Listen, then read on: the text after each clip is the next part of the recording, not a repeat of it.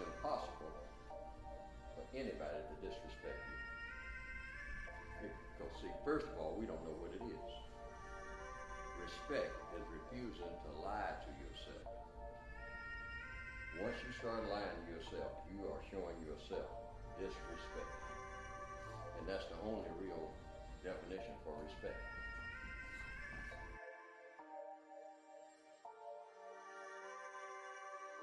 Again, this is what I was talking about just a second ago in terms of how we don't really like structural analysis because we like to have freedom of thought and freedom, free will in terms of how we understand the world, right?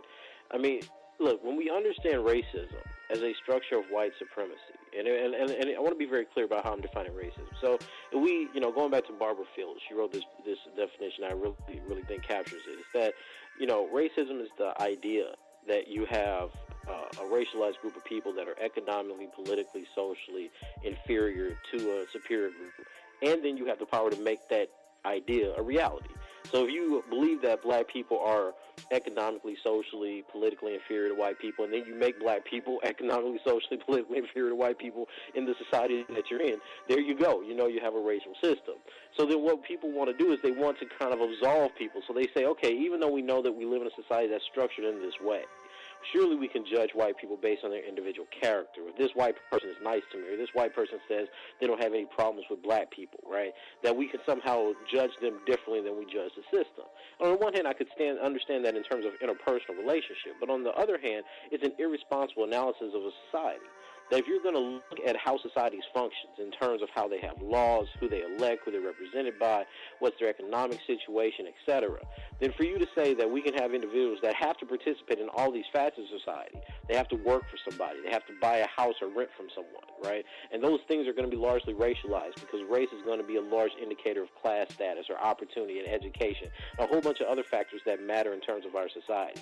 So for you to say that this one individual who's been born with all these privileges, all these advantages in terms of education and class status and opportunity, and even not being policed by the state or surveyed or not having a criminal record, you're going to say, even though they get all these advantages, they're nice to me. That overlooks the reality of what birthed that individual's social existence.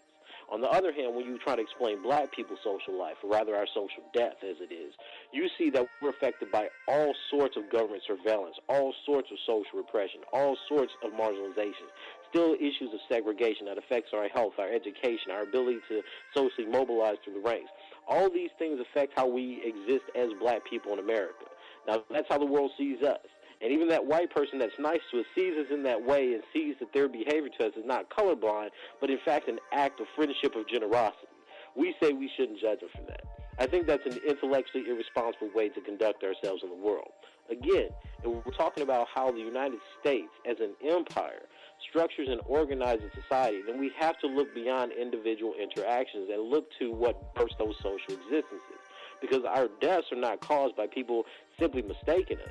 Our deaths are caused by a necessity of a system that has to mistake us as inferior, that has to mistake us as criminals, that has to mistake us as being the thing that's undesirable in society. We're what fill up the jails. We are the labor force of America. We're what's exploited.